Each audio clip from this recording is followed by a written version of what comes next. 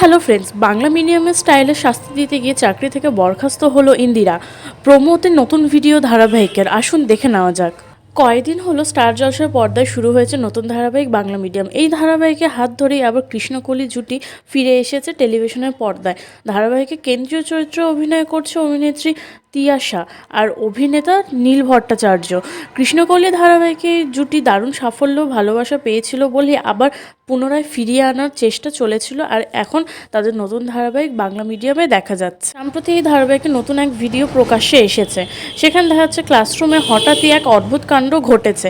ক্লাসরুমে ঢুকতে ইন্দিরা দেখতে পায় একদল ছাত্র এক জায়গায় জড়ো হয়েছে এবং তাদের মধ্যে থেকে একজন ছাত্র রয়েছে যার বাবা বেশ ক্ষমতায় রয়েছে। সে বাবার বন্দুক স্কুলে নিয়ে আসে এবং বন্ধুদের দেখায়, আর সেখানেই এই ধরনের অনিয়ম দেখে ইন্দিরা সেই ছাত্রকে এক কষিয়ে থাপ্পড় মারে। কিন্তু ইন্দিরা এই কাজে অসন্তুষ্ট হয়ে ইন্দিরাকে স্কুল থেকে বের করে দেওয়ার হুমকি দেওয়া হয়, কিন্তু ইন্দিরা বুঝিয়ে দেয় যে সে ছাত্রদের নিজের মতো করে শিক্ষা দেবে।